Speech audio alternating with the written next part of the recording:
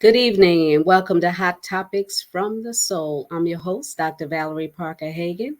My co-host, Dr. Gerald Thicklin, will be joining us shortly. I have a special guest tonight. I have two special guests, Cindy Su and John Garcia.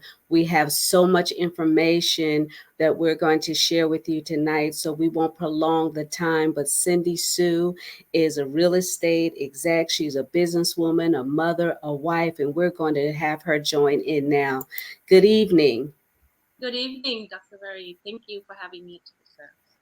I was so excited about you. You called in because you wanted to come to the training that Les Brown will be hosting. And you started telling me a little bit about yourself. And I said, oh, you have to be on my show because you can help so many people and transform so many different lives. Thank you. Thank you for allowing me a platform to share my story. Absolutely. Now, one out of five children report bullying.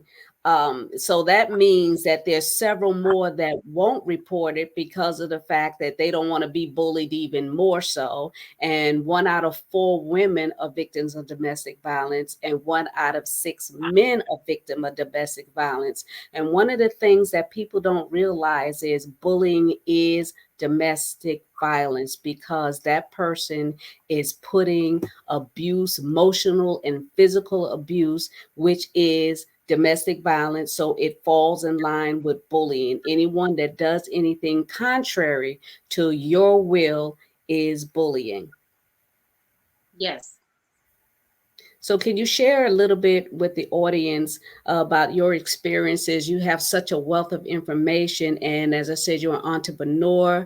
You know, you've been a successful businesswoman, you're a mother, you're a wife. And could you share a little bit about your story? Because people feel that when you come from a certain background that you can't be successful because of your upbringing. Thank you. Good evening, everyone. My name is Cindy Sue. I now own a manufactured homes dealership in California, and it's considered the biggest one in California. I've been in business with my husband for 22 years. Um, we've now owned five different businesses together and still running concurrently. And one of the reasons why Mr. Brown and Dr. Valerie's I connect with them right away because of their upbringing and their background. So let me share a little bit about my upbringing and the being bullied in school back when I was in high school. So I was born and raised in Vietnam, and I came to the U.S. at age 15. So of course I didn't speak any English. So I immediately got accepted to high school because my parents applied for me to go to this high school. Unfortunately, I got bullied almost every single day to Hmm. the point where, of course, we were poor. So I received public housing and also a free lunch at high school. So Mhm. every lunchtime, my lunch got knocked over just because they tried to have fun with me or picked on me. So I often go to school hungry. And one day I decided to hide in a girl bathroom stall to eat my lunch. A couple of times, and then at the end, one time my teacher aide, her name is Jewel, and also Babs. Those are the two teacher aides in high school. They saw me in the bathroom crying, and they asked me what happened, and I told them that my lunch got knocked over many times, and I ended up hungry, so I decided to eat in the girls' bathroom instead. Mm. Now, Babs and Jewel told the story to Mrs. Griffin, who was my second language teacher in high school. Mrs. Griffin told me to go to her teacher lounge and eat lunch with her. And from then on, my life changed. So this second half of my high school, I started hanging out with all professors, all the teachers, and that's inspired me to become an educator. So after that, I no longer got bullied because I hang out with teachers, all teachers. And from then on, I've determined to focus on just becoming a better students, and hopefully one day I can teach people. Well, one of the things you did, which I'm glad about, is you asked for help.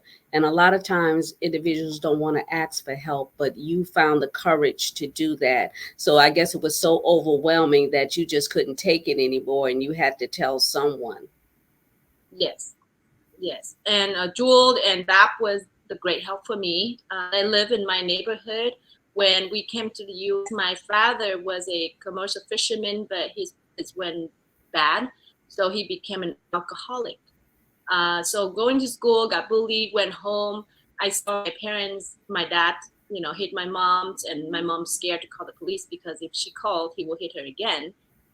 We tried a couple of times, I put in jail, but they only kept him for one night. And then the next morning he came home, he started hitting us again. So at 15, I didn't speak much English. I was really scared. It's affect my school. Emotionally, I thought I would never get married because I'm afraid of another like my dad. I witnessed that he would hit my mom from the second floor and grab her hair and drag her down the stairs all the way out to the ground level, out in the street. And I've seen things like that. It hurts me. And because of my personal experience, and I wanted to help my mom get out of that environment, I decided to do really well in school and hopefully get a good job and get my mom out of that relationship. So that's my motivation, is to help my mom get out of that relationship. And Okay, so where did that inner strength come from, being that your home was filled with domestic violence, then you had to deal with bullying in school? How did it come about, that inner strength for you to pull yourself up and move forward? very good question, Dr. Barry. I have to go back a little bit, my early childhood in Vietnam. My father left my mother and two brother and I in Vietnam, no communication for about 10 years. During that 10 years, I know I was 5, but when I turned 8 years old, my middle brother passed away due to diarrhea. And my mother was poor that she couldn't afford medicine. So she would ask around the neighborhood asking for the herbal method so she doesn't have to buy anything. So she mixed all those things that she'd been taught and gave it to my middle brother, and he took it and he got allergic reaction and he passed away. So my mother blamed herself for the problem. So she became mental ill, like with depression. So she would let me and my brother hungry all the time. Passing forward, when I was 8 years old, I realized that I need to buy food, like real food, to feed me and my Mhm. brother. So I started to go out and look for a job. Nobody would hire skinny, dirty, poor little 8 years old with a baby in the back for a job. So I asked everybody for a job. Nobody would take me. So I Mm. ended up finally found a job selling balloons on the street for this old lady. So you were an entrepreneur from a young age. At 8 years old, yes. So Wow. I I started at 11. I helped her for about a few months, and then finally at the end she got sick, so she told me to take over her business and make the payment back. And I took the offer, and I stopped going to school after second grade. And so I support my brother and my mom by selling balloons for 4 years. During that 4 years, I hire and recruit kids like me, either orphanage or poor kids, to help sell the balloons. But then I got bullied as well. So I got bullied, but Mm. then I figured a way to go around that bulliness. I would sell in a different town where I don't mind walking further to sell my balloons. And I would pump the balloon really big so they can pump faster so I can sell more. So that's kind of entrepreneurship come in. And because the struggle that I've been through for 4 years, feeding my brother with yam and hot water, and I told him that's with milk, and he took it. I mean, he's 4 years younger than me. He didn't know any better. So my mom was in deep depression. She didn't produce meals. My brother was 2 years old, didn't know what to do. So that was became I became a young mom, 8 years old, basically, to help my brother. Mm. There's So never ever a shortage of money, only a shortage of ideas, and your wealth is based on your ability to think. So you were a thinker from a young age. at a young age, and then People my also will say, well, I can't start my business because I don't have any money, but you found a way to get what you needed done with limited or no resources. Yes, I remember Mr. Brown say one time, he said, work more you're getting paid for. And that's what I did. I didn't know until now. I understand that's a message. But back then I just worked, overworked. And that lady saw I worked so hard that she gave me a chance to be part of her salesperson. When I go sales and have brother on my back, so I joined Wow. when I was second grade. So then when I turned 15, well, 4 years passed by, my grandma saw me. I was 12 at that time, and grandma every year, Chinese New Year, I have to go visit her to pay respect. And she also always see me. My face is like fluffy red, uh, hurt because I pump balloon by mouth because I couldn't afford the machine to do it. Hmm. So trying to yell at my mom and say, no, you have to take daughter back here and I'll give her a better life.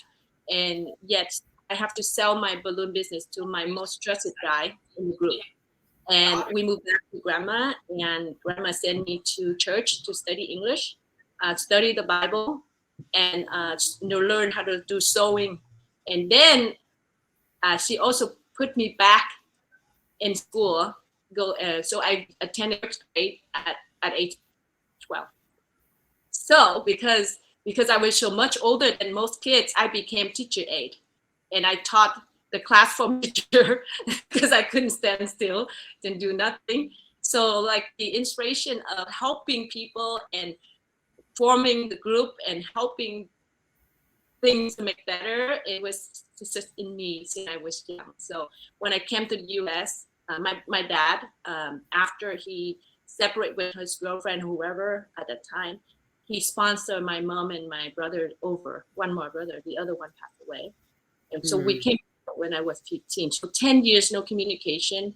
When I came here, my dad gave us a few months of good life. And then after that, he dropped us. And then I have to help my mom apply for public housing in Marine City, Mm. where all the underprivileged family live.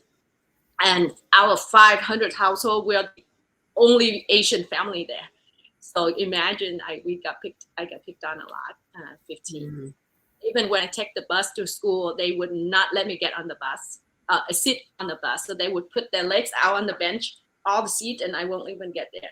So I decided to walk from home to school, from school back for during my high school.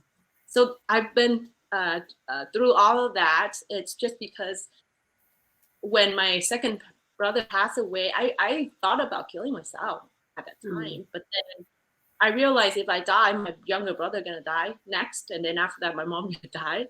So So that gave I, you the resilience to continue to press forward, regardless of the obstacles. yes, and then my fear was to if I don't make money, my mother gonna get sick or my brother gonna get sick, and I won't have the money for the medicine. So you know what? I just have to go find a job. But I never thought of me dying for some reason. I just thought, I have to work to get the money, buy the medicine in case they get sick. And that's the main reason why I survived. Mm. I Now, was. your business that you and your husband own, how did that erect out of all of this? First of all, Yeah, how did you and your husband meet? very good. Very good question. Here he So is, when a nice, handsome young man. I finished high school, and another person I have to thank to is Miss Zora. She was a branch manager at Wells Fargo Bank. Uh, Okay. Coming from a very background like that, I refused to work at basic job. So I always wanted to be a professional, work in a professional environment. So I applied at the Wells Fargo Bank in South Salito. Mm-hmm. And Laura, at the time I spoke broken English, second years in the US, she interviewed me and she just asked one question. She goes, she would have put her legs on the table and smoking, sitting back, and she would interview me like, so you can count, right? I'm like, yes, I can count. Okay, you can start tomorrow. That's the whole time that we did the interview. I was so nervous. Right? So she like, well, start tomorrow. And that's how I got my first job. It's very easy. She's just like that. And then she paid me $9 an hour, and when then my high school age friends, they got paid $5.80 at a time, and That's I got it. You made $9 an hour because I was so proud. that My was a first lot of money for just starting out. Yes, I was so proud, and all I can do is count. I could not speak a conversation or whatsoever, and she gave me a chance. So the people, the Mm, four women that affect my life were Joel, Mrs. Griffin, and Dora, beside my mm. mom and my grandma. So, Wow. I'm going to bring my co-host on, Dr. J, so so I you can finished share the high school. stage with him. What an incredible story that we're listening Yes, to. You are the thank epitome of strength, Wow. resilience, and vision. You embody that. Absolutely.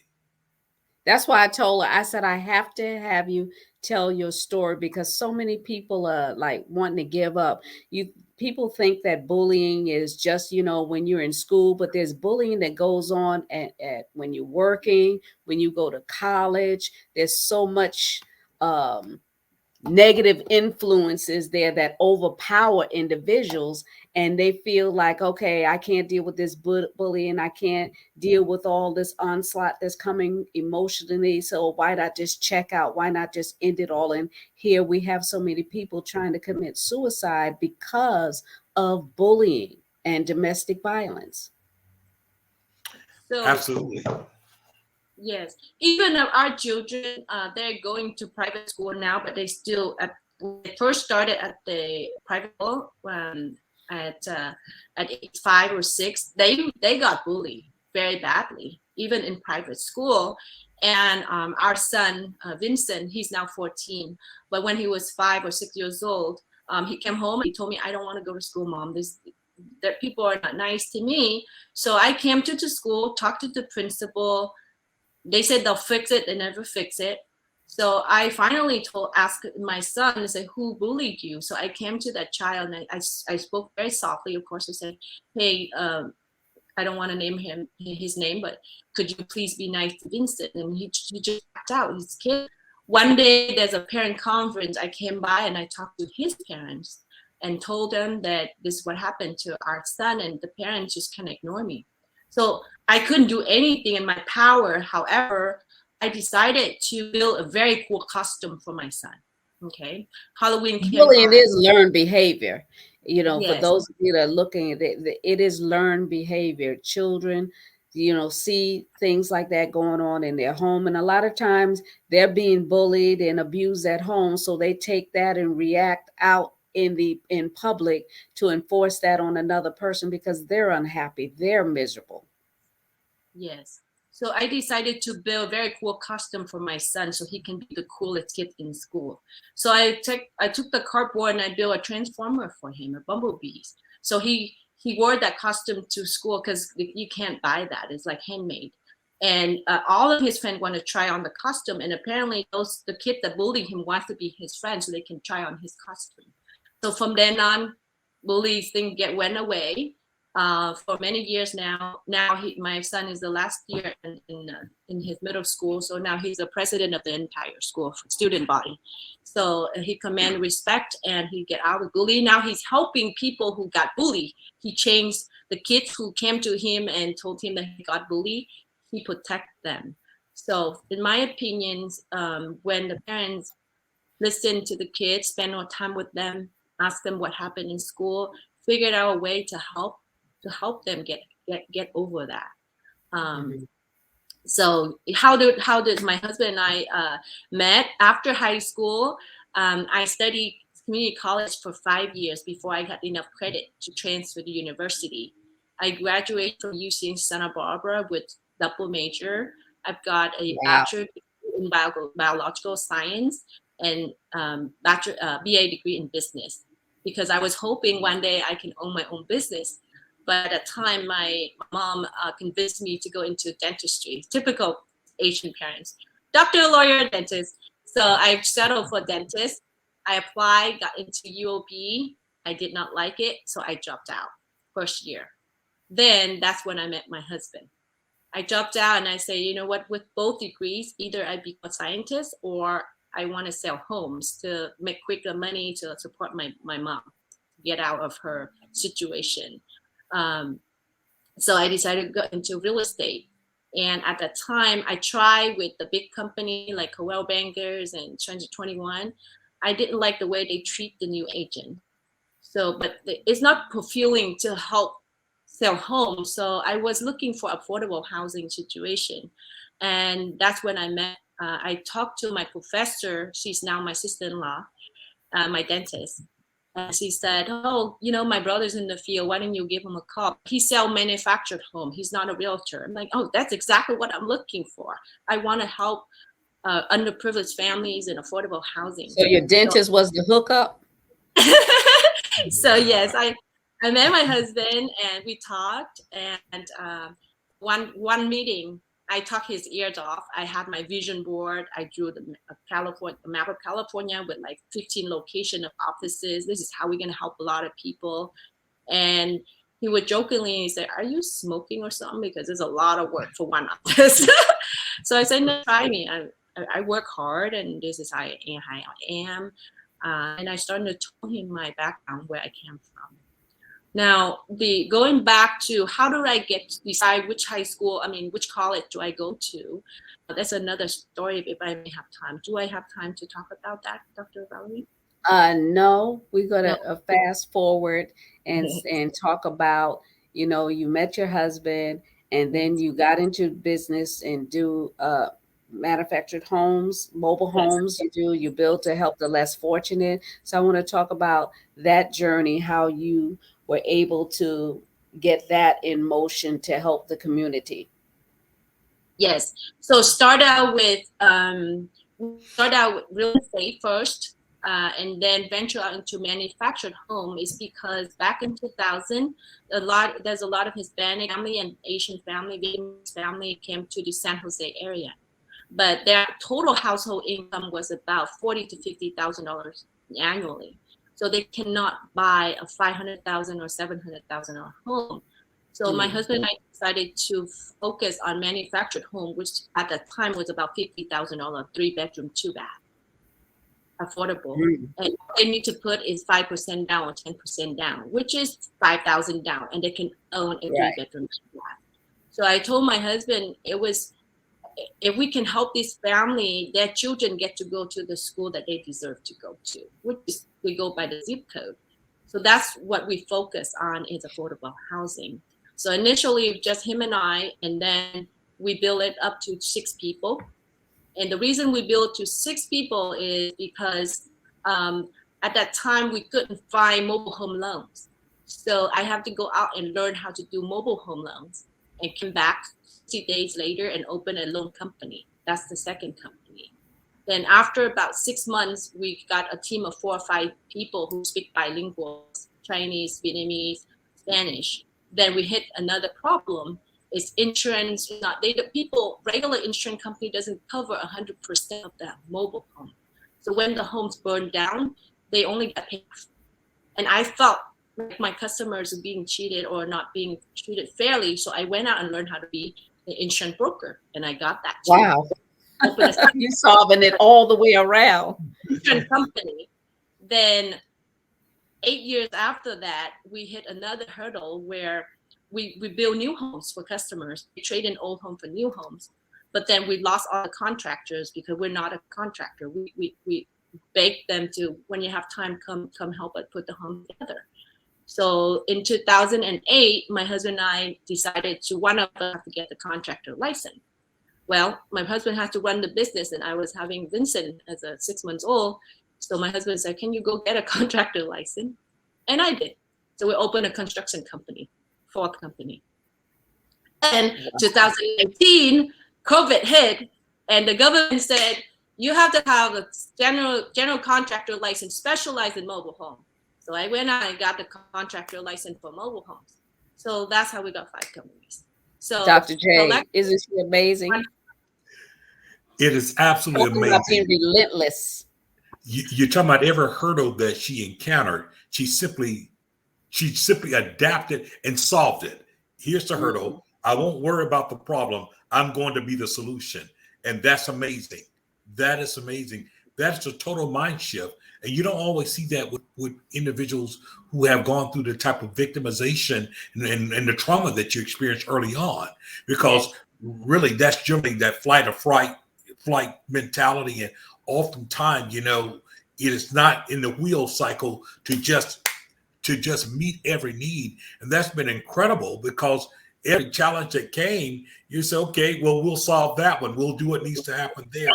And you find yourself now with these businesses that you have, because they really meet the need of communities and people who are disadvantaged and going through different things. So I applaud you, because you never lost your zeal to see an even playing field for people. Yes.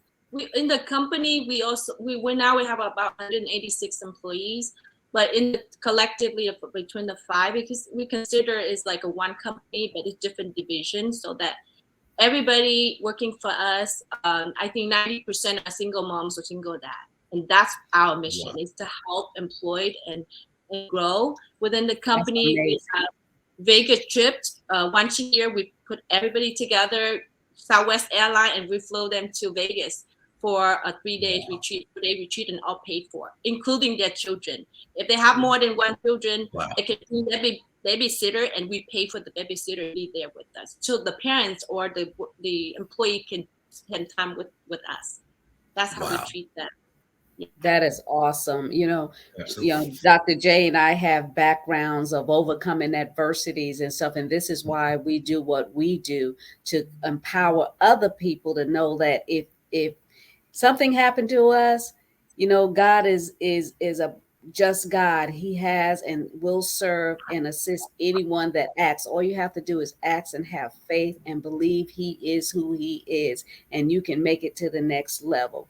With God, all things are definitely possible, and you're a living testament and witness to that. This remind me every day. I have a bracelet that say all the words here for me every day. I bought a bunch of them every day. I grab randomly, put one on, and that's what I live by every day. Amen. You know, I have to say this to you, because in listening to your story, it would have been so easy for you at so many stages to say, "Oh, this is impossible. I can't do it. This I can't do it. You know, I can't handle life." But you took the impossible and you really made it I am possible. So anything and that's what you did. It became I am possible, and every step that you've gone, once again, I am possible. Here's another hurdle. I am possible.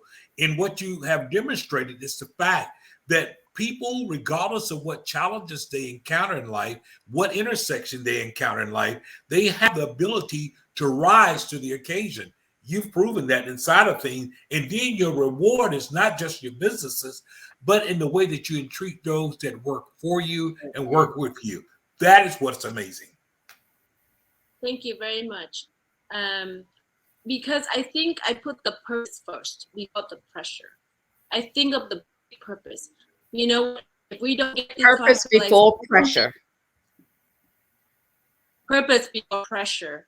I think if the purpose is so big, the pressure become minimal. Yes, every business, every decision we make overcome their pressure. But if we have a bigger purpose, for me, why am I going into manufactured home where there's a lot of realtors going to $1 million homes that make 30,000 commission versus 2,000 commission, but it's rewarding for me. You know, came from very poor family. I have to receive public housing, go to church to get free food, stand in line for free lunch ticket, you know, take the bus to school, sometimes walk to school. I know how it feels for these children if their parents doesn't have a good place to live. And renting is very expensive, right? So manufactured home is it's the first step for the real home ownership. If they're good, making good payment, good behavior, they build their credit over time, it's tax deductible, and they own their own home. The children are safe. That's my first and foremost purpose. So like, for example, like a typical realtor sell maybe 1 or 2 mobile homes a year. We sell over 2 to 5, between 2 to 500 homes a year. So we have over 50,000 families so far in the last 10 years. Yes. So everything I do, I have to have a big purpose. like going into a contractor license place to take the license test. They mistaken me as a girl that worked there to check the deed. I said, no, I'm here taking a general license just like you, mister. And I found you're gonna pass it through. I didn't say anything. I took it 4 times though. I failed 4 times and I made it the 5th time. So it wasn't like I came in and I passed the test. No, I failed 4 times. Fail your way to success. Exactly. I cannot fail because there's 6 family constructor crew that barely speak English. They're really good people. If I fail, they're gonna have no job. And if they don't have it, I felt bad for them, you know, so I have to keep trying. Every time I fail, I went home and I tried to study what I failed, and I wrote every single thing that I can remember. Mostly 50% of stuff I can still remember. And I failed a 2nd time, I did the same thing. So after the 4th time, I pretty much get 99% of the test. And then I got it. I didn't really study. I just studied from my own knowledge. Yeah. That is awesome. Cindy, I want you to stay in studio. We have another guest that'll be joining us. So if you can stay in studio. Dr. J, I told you she was amazing. Absolutely incredible. What a story of triumph. You talk about no excuses. And that's what you heard around the life. No excuses. She's understood there was need. There were situations she could not control as a child. But when she began to grasp hold to her purpose, she never stopped going. She stopped rehearsing what was wrong and start, climbing to what was right and what she could control. And that's what makes her story so incredible. Absolutely. Now, our next guest, John Garcia, he's a motivational speaker, trainer, and coach. He's one of my dear friends. I've known him he's told me since 2004. So I was a baby back then. So we're going to bring him forward, talking about being resilient and able to conquer obstacles and circumstances. That's my friend, John Garcia. How are you? Val, I'm incredible and incredibly blessed. Thank you for bringing me on. And hello, Dr. Thickett. I never met you, but you look good. Well, thank you. My pleasure meeting you. I can hardly wait to hear more of your story. Dr. Val will just talk about how incredible you're in for a treat and said, okay, it's not trick or treat, it's all treat tonight. Well, after Sydney Sue, we could just call us a wrap. That was a heck of a story. Yeah, she's absolutely amazing. Now, John, you've been a part of Les Brown's Platinum Speak program since about 2004. And it has been an amazing journey. And, you also had to deal with cancer and yet still motivated and inspiring people's lives. Can you share a little bit about your story? You want me to go back a ways, or you want me to come forward to the cancer? Because I can start wherever you want. We want to talk about how you decided you wanted to be a motivational speaker, because that's how I met you. Fantastic. Well, let's start there. Right before that, I had been poor, been raised in a family with 14 brothers and sisters, gone to the Air Force because I couldn't get a job, couldn't get an education, went to the Air Force, and I had a career in the Air Force as a civil engineer. So I had a blast doing all that. And then when I retired after 2.5 decades, almost 3 decades in the military, I went to work in the construction business, federal government contractor. Did a great job there, was having a blast, and everything was good. I was healthy, I was young, had never been sick. And then one day, flying back from Honolulu, we stopped at the airport in Dallas, and I realized something was wrong. I had an episode of red blood, bright red blood, but no pain. So I immediately, on the next leg of the trip, I got home and I went and saw my doctor. And he came out after a series of MRIs and scans, came out and he looked at me and said, "I'm sorry, Mr. Garcia, there's nothing we can do." Imagine hearing that. There's nothing we can do. We hear it all the time in business. We hear it in relationships. We hear it in educational institutions. But this was my life. There's nothing we can do.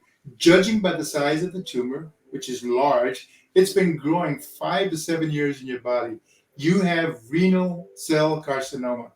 What's that? Kidney cancer. And not only do you have kidney cancer, it's stage 4. It's incurable, and we have no approach for it. Chemo doesn't work on it. The only thing we can tell you is, judging by the size of the tumor, you may have somewhere between 1 to 2 months to live. Imagine that. I had been in Honolulu. I had done a surf meet, and I had done a biathlon while I was there. I'd flown back. I was healthy, and now all of a sudden I was dying.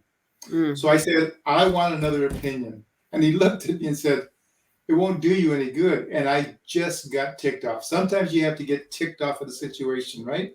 I looked at him. I said, you're not fighting for your life. I'm fighting for mine. I want another opinion, and I want it now. Well, I got another opinion, went to another hospital, another doctor, told me the same thing. There's nothing we can do. It's too pervasive, stage 4. Go home and get your affairs in order. I asked for a third opinion.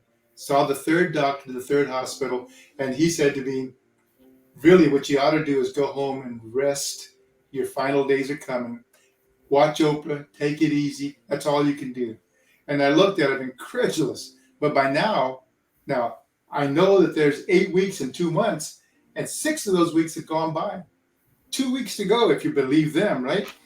And I got a call from MD Anderson. I was giving up by that point. I got a call from MD Anderson. Didn't know what MD Anderson was. Top cancer center in the world. The top doc for renal cell carcinoma.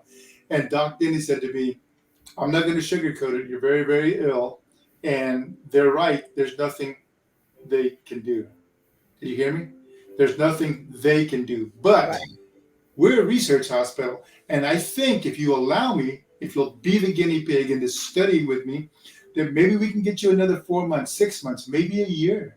That's better than, what do you get, 2 weeks left? 2 weeks, right? I'm like, absolutely, sign me up, coach. Because that's always been my attitude. Go forward.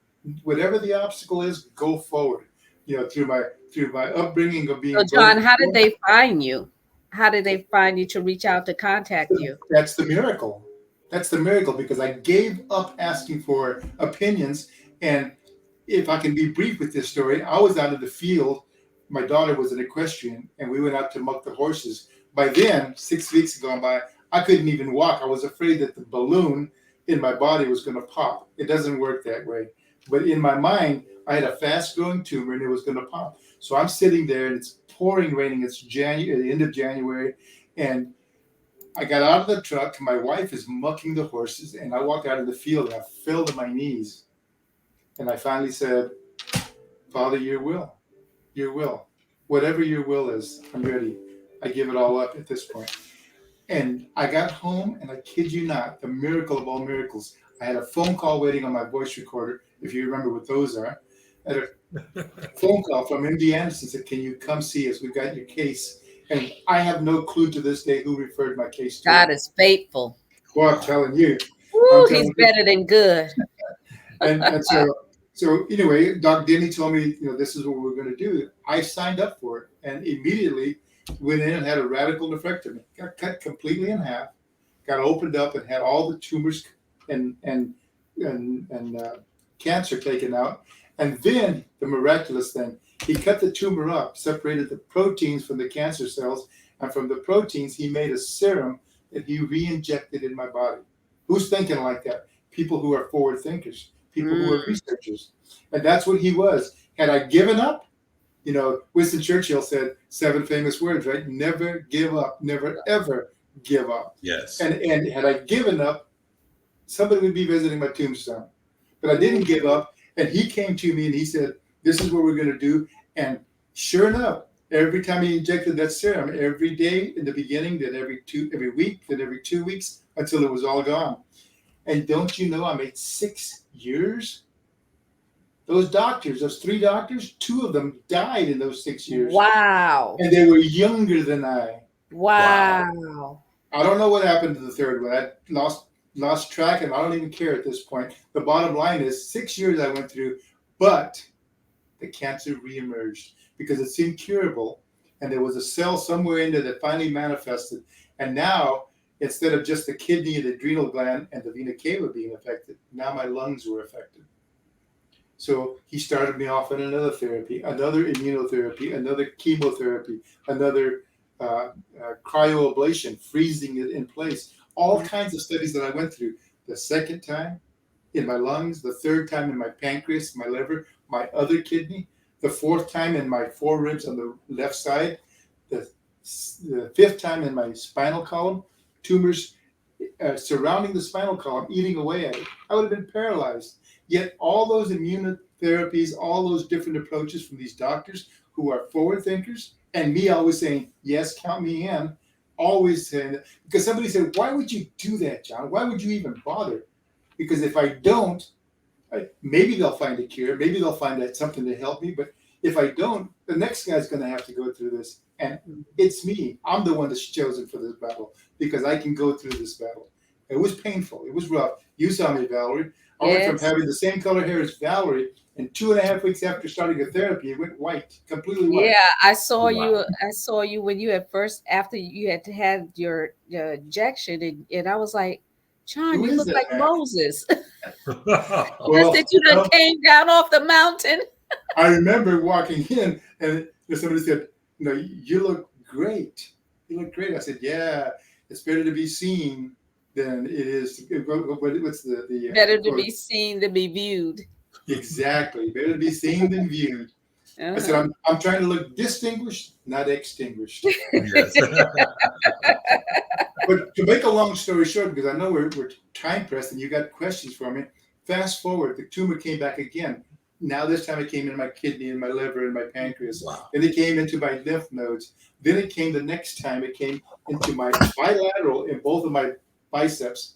And they had to put metal, a little titanium, tiny, in my arms so they could guide the radiation and not affect my heart. And it's funny because finally, after all those years, I had arms of steel. Well, a little bit of steel. But had that, then I had the tumor that graduated down into my lower torso. I've got 52 active tumors in me right now. It's been 18 years and 10 months, and I've had 10 different cancer battles. And look at me. I just had an infusion. I mean, look at me. It's been 18 years, John? No, 18 years and 10 months and about a week and a half. Yeah, it's been that long. 2004. God is faithful. He's better than good.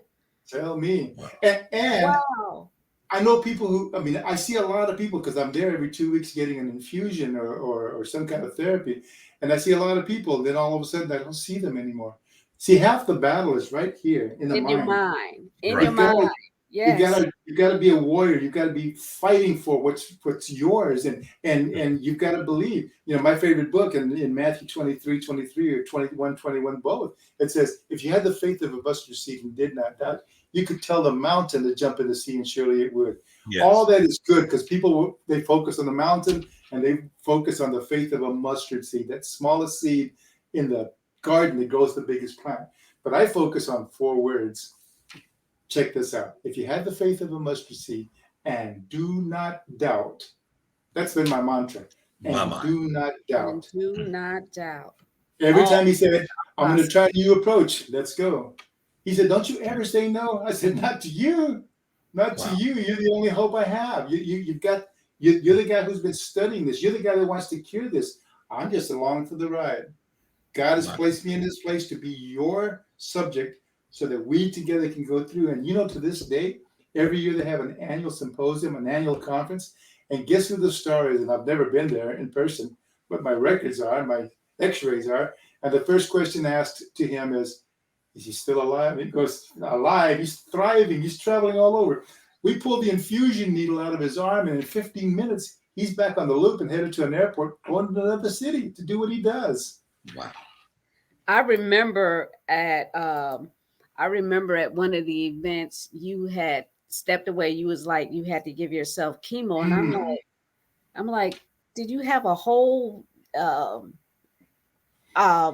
do you call it? Thing, the tubes, injection and thing. I was like, what do you mean you gave yourself chemo? And you was like, well, they didn't want to give me any more chemo. So I told them, show me how to do it. I'll do it myself. They didn't want to cover an insurance. You said, I'll pay for it myself. And you did it speaking. I remember that day because my voice was gone and I couldn't speak. And Dr. Anthony Sweeting was training us. And he was training about projecting. And he said, John, you don't have to do this exercise. And I said, I'm going to do it. I'm going to do it. I'm going to speak. And he get up there and I went, la, la, la, la. And pretty soon my voice came back. And it always comes back. Mm-hmm. If you're determined, if you set your mind on something, If you believe, you'll always achieve. Always. Wow. John, Absolutely. what's next for you? What's next for you? You've done everything. You've done your bucket list. I know you said you're going to have an in-law. Your daughter's getting married. I am, but let me kind of step back for one half a second before I go to the personal side. I actually, before COVID, partnered with a friend of mine, and we built a business from scratch. And we made it into a multi-million-dollar business servicing Fortune 100 companies. I was the vice president of operations and safety there, and I stayed there for 10 years. It went by like that, 10 years. But 31 days, 30 to today the first, 31 days ago today, I retired again. Third time What? retired. Yeah. Retired. And immediately opened it back up, John Garcia Unlimited, the motivation station, traveling again. And I've already, in 31 days, been to 10 different locations. Can you believe that? Wow. This is going to kick off because I was put here for a purpose. Yes. I've been obedient to that. And there's people out there who need people like you and us and Les Brown and all of us who are the voices of positivity. They need us, and that's why we're still here. If I said no, I guarantee you I'd be gone. And I don't like dirt being thrown on top of me. 6 foot under. Crying in the wilderness. Saying, come up higher, there's work to do. And that's one of the things that happens is so many people succumb to the negativity in their minds they stop thriving, they stop believing, and then they get depressed because they're saying, well, I don't have any more use, I don't have any more value. But you don't always need money to move and shift to the next level, because when you're in alignment with your assignment that God has for your life, the world will beg for what you have. The money's going to come. Everything, all the resources you need to get to that next level is going to manifest and come forth, because that's how God works. That's how God operates. We just have to come in alignment. Be obedient. Be obedient. There's 3 words that are feared, and Les Brown has talked about this a lot. He said the 3 most feared words on 7 continents are "you have cancer." But I tell you, what people hear when they hear that, the majority of them, because of the mindset of how pervasive cancer is, they don't hear "you have cancer." They hear "you're gonna die," and they set off to die. And they settle off and they say, I don't have anything else to give. I don't have anything to do. But your story, your testimony is going to jumpstart and ignite a flame into somebody that has been diagnosed right now, so that they can move forward in their life to know that it's not over. Your body will follow your brain. You've got to have that brain set, the mind shift that you talked about, Dr. JR. The mindset and the mind shift has to happen. When you have that happening, the rest will follow. Will it be hard? Yeah, but so what? Do it hard. Life is hard. Life is hard. John, you said some things that was absolutely incredible. If you look at life as being a flowing story, many people, when they hear news such as you have cancer, they immediately put a period. They stop. It's a stop sign for them. It's over with. My best is behind me. But somehow or another, you managed to rather put a period there, you put a comma. A comma is to pause. And each time they came back wanting to try something, you were willing to. So you took the pause and you took a pause. And what has happened is that your story has continued to connect and to elevate, because of the fact you refuse to give in to the period that this is it, but rather recognizing that there's purpose in what I do. And the more that you overcame, the more you felt the desire to overcome. The more that you overcame, the more you realized there was a possibility there. And I think that is what we look at life is. Life is a symphony. It is music. And music has different flows inside of it. And you've been able to go with the flow. You've been able to take, you've been able to take a deep breath. You have been able to do a DC Iona, when to go back around and recognize and recircle the wagon. And I think that it's all going back to attitude. What does that have to do with faith? It has everything to do with faith. The fact that you believe, and your 3 words, and not doubt. And do not doubt. Those words are incredible. And do not doubt. They are. And has this been an easy ride? No. People look at me and they go, wow, you've done this so easily. No, I haven't. You haven't seen me at night when I've been in a hotel room all by myself, curled up, not knowing if the next day was going to be my last day. One of my brothers, I have 14 brothers and sisters, right? One of my brothers said to me, he said, I don't know how you do it to fight terminal cancer once, twice, three, multiple. How do you do it? And I said to him, I said, there's hope. And so long as there's hope, the American Cancer Society says there's a 15 million survivors. I don't even call myself a survivor. I'm a conqueror. Words have power.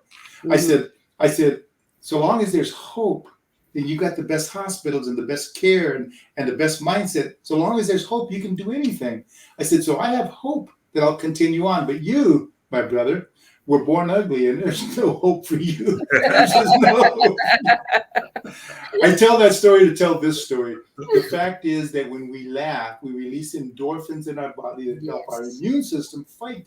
So I try to make people laugh every single day about something even as silly as that true story. Wow. Well, it's amazing because, this is where we see the alignment of all things. When you said, and do not doubt, it's the same thing when we hear all things are I felt possible church coming up in to me. them that believe. All things are possible to them that believe. You chose to believe that there was another day. You chose to believe that there was another opportunity. You chose to believe that it wasn't over yet. You chose to believe that there was still life left, for the next day. And I think that has everything to do with it, because when we choose not to just merely exist, that means that we're choosing to live. And everything about live is about life. It's not about just existing. It is about life. It's incredible to think that every day that you get up, there's an attitude that adjusts itself and says, to the next journey, to the next place. And once again, to that altitude you need to go. Not a period, but just a comma. Absolutely. If the book says that all things are possible, and if you just believe, and if you just have faith, and if you just read that book and believe that, how can you be diagnosed with something and say, well, oh, that's good, but I don't believe it now because it's affecting me? No, you've got to stay congruent. You've got to stay in alignment. You've got to believe that what you've read, what you believe is possible for you too. Am I going to die? Yeah. People ask me all the time, what are the doctors saying? What's the prognosis? I say, absolute death. They said, I'm going to die. But they said, you're going to die too. So We're all what? going to die. You said some of your doctors died before you, like 4 years in. But John, there are people that are listening right now that have been diagnosed and they're not believers, or they have been given prescriptions and they are a believer, because there are a lot of people that have been given prescriptions and they're not taking them because they're standing on their faith, believing God to heal them. Can you speak to that audience?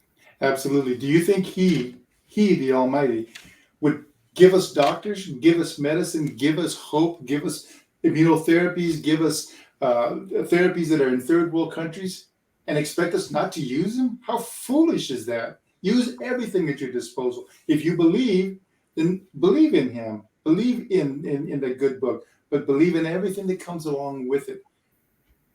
Believe in everything. Because Even when you Luke believe, was a great physician, there you go. There's a lot of people that are hindered and stuck on the fact that, oh, I'm just going to stand here on God's word because he's a healer. By his stripes, I'm healed. But he had physicians in his camp that administered medicine sometime, even though they had the great healing and master with them, because he was taken away from them physically, but the anointing that the some of the medicines provide, and by the anointing, some of the individuals were healed. So there's so many people that are stuck on that, who have left here prematurely because they failed to act and have faith. We have free will, and that free will allows us to make a decision. You have to make an informed decision. I didn't just go willy-nilly, didn't just believe the first doctor. Heck, he was a doctor. He was educated. I didn't believe him. I didn't believe the second, didn't believe the third, but I believed the fourth when he said, they're right. There's nothing they can do. But, oh my goodness, what a word. But we're a research hospital. We're a research hospital. We've been studying this. This is all we do. If you had a brand new Ferrari or a Maserati, would you take it to the backyard mechanic? You take it to the best. And that's where this Ferrari went, to the best. And I'm still there at MD Anderson. Wow, that's amazing. I'm so glad to see you, John. Well, I'm equally glad to see you, and now I have another new friend, Doc Jr. Well, I can't wait to meet you in person. I'm Yeah. looking forward to it. This is absolutely incredible. Listen, you've inspired the inspired tonight, and that is for sure. That is my job. Then I've Yeah, done I'm my going to bring job. Cindy Sue back into the studio Please do. because you two have been so amazing. And I know some individuals are empowered by your story because it's absolutely amazing. So, Dr. J, did I disappoint? I told you they were amazing. I Yeah, was so listen. I was so excited, and Cindy was so excited. She was on last night waiting. Okay. Hey, don't meet me there. Beat me there. Right now, yeah, yeah, She's like, Dr. Valerie, I'm here waiting. No rush, but I'm here waiting. Wow. Wow. Well, you did not disappoint. Absolutely not. Uh, we have been inspired. We have heard stories of resilience, stories of faith, stories of persistence. And all of those things are applicable tools and applicable mindsets in order for us to accomplish and to be able to, if you would, navigate through this thing that we call life. I think too Yes, many of us settle with existing and Hmm. we forget to live. You know, the good book says, I have come that you may have life, not exist, but come that you may have life and life more abundantly. And some think that that just comes and it sits upon you. But I do believe that life is meant to be lived, to be worked out, to be pursued. And there's no greater thing than when you look at a young baby. A young baby comes into this world just there, but they begin a journey, and from birth until they go, they are navigating through life. And thank you both for giving us tools and giving us inspiration uh, to be able to navigate through life. If I can say one last word, it would be this: Cindy, you are incredible, and I honor you. Thank you. Thank you, John. Thank you, Dr. Jara, and thank you, Dr. Valerie, for giving me a platform to voice my experience, and hopefully, it will inspire young women, it young will. business entrepreneurs, you know, women who want to business together with their husband and still survive after 22 years. It's tough when we first got into business together, but now we coach a young couple who want to go into business together. We select one couple a month, once a month. We help coach them for free, just to help them keep the marriage and keep the business together. That's what we do on the side. It's so innovative. I love it. Yes. I love it. John, how's your wife doing? Doing great, doing great.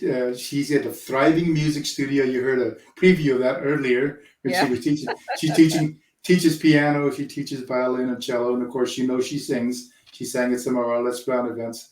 Got a few CDs out. She's a regular Whitney Houston. She's got an incredible voice. I love it. And we have three daughters, and let me just talk about them. They all three got their masters. When they were little, I used to call it, we're running out of time. When I was little, I used to call them DVDs, daddy daughter dates. Now I call them DVDs. They're drug free, drama free, and debt free. All of them have their masters. The middle one's working on a doctorate. The oldest one is getting married in New York City in April, finally after 32 years. So this is a great life, and the youngest one, we gave her an internship with our company, and then we offered her a full-time job, and she said, "No, I'm going to work for the largest firm in the business, and I'm going to have Jake from State Farm as my client." And I laughed at her. And I remember when she was young, she was meditating in the pool, and I said, "What are you doing?" She said, "I'm meditating. I'm finding my center." And we laughed, and she said, "Go ahead and laugh. One day you'll all be working for me." That was her attitude. She landed that job, and she's got that account. She works with Jake from State Wow. Farm. She's Wow. 26 years old. Wow. It's a mindset. Yes, Yeah, yes, yes. Got to absolutely. renew that mind on a daily basis. John, how can individuals connect with you? And if you have any pointers you can give individuals that want to get into the speaking industry or want to start that business, being an entrepreneur that you are, or maybe going through something physical in their body, it may not be cancer, but are going through it where it's taking a toll on them mentally and emotionally, where they're finding it hard to battle Navigate. through the storm. Sure. So Well, I am at john@johngarcia.com, right? So that's my email address, john@johngarcia.com. My website, which is about to reopen again, my new revamped website is johngarcia.com, as you stated there. And if people want instant motivation, go to John Garcia Unlimited on Facebook, because I post daily motivations multiple times, sometimes a day, but every week I'm posting different things that'll affect different people. And people then come back to me and say, "Can you help me?" Absolutely. My business line is speaking, training, and coaching. So I'm always available to that. But for free, every day, go to either my website or John Garcia Unlimited on Facebook, and you'll find a lot of motivation and inspiration there. And I always connect back with them. yeah, that's years of being a platinum with Les Brown. It's been an amazing journey, and I'm so glad you're here with the fight. Cindy Sue, how can individuals connect with you if they want to buy a property or want to be mentored by you? They can contact my cell phone, which is No, 408. okay, so, well, you have an email address? My email address is csu@advantagehomes.com. CSU at advantagehomes.com. Mhm. That's where That, they can connect with me, and if there is anything I can help to give them some guidance and advice, I'm more than happy to do that. And right now, that's what I do for the youth, the charity events and the youth, middle school and high school kids. yeah, because you're an entrepreneur's entrepreneur. You've tapped into every type of business anybody may want to engage in. And I'm so Absolutely. inspired, and I appreciate you so much for taking the time out of your busy schedule. You and John, John, you're my friend for life. I love you. And I may be in Fort Lauderdale in a couple of weeks. Don't be surprised if I show up on the step okay, at Les's training. So okay. I look forward to seeing you and giving you a hug.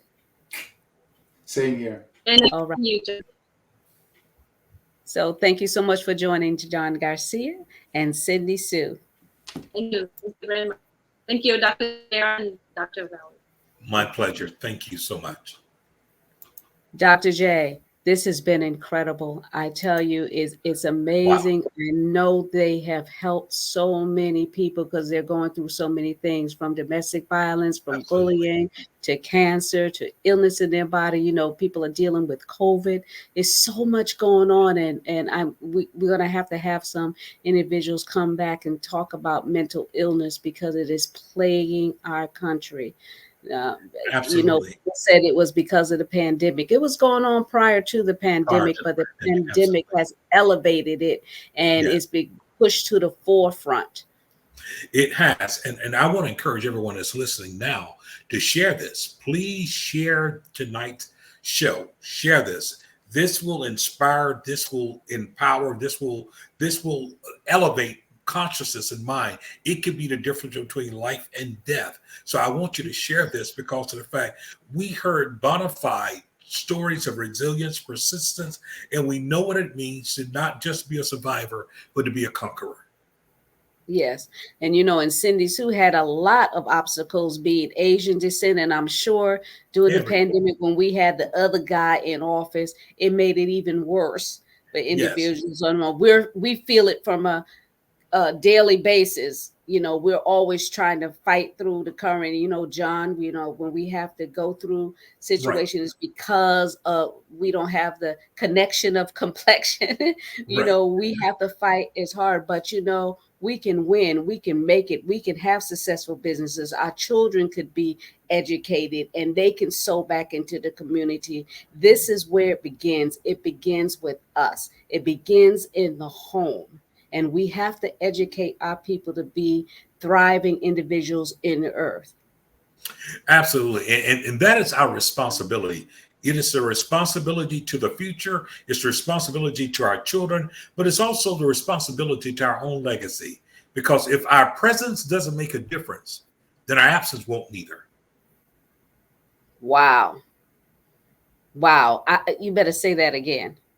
If our presence doesn't make a difference, then our absence won't neither. So we have to brand ourselves. We have to do the work that we're here to do, that it is meaningful, that it is still speaking after we've gone on.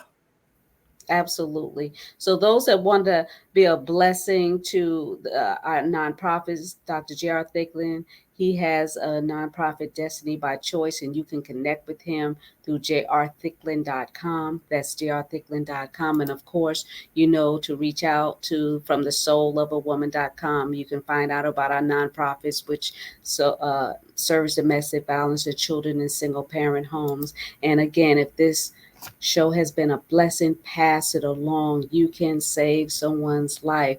And also, don't forget to encourage or even smile at somebody, because a lot of individuals are going through depression because they feel they're invisible. But if you acknowledge that you see them and give them a smile, they'll know that you care. Good night and God bless. Good night.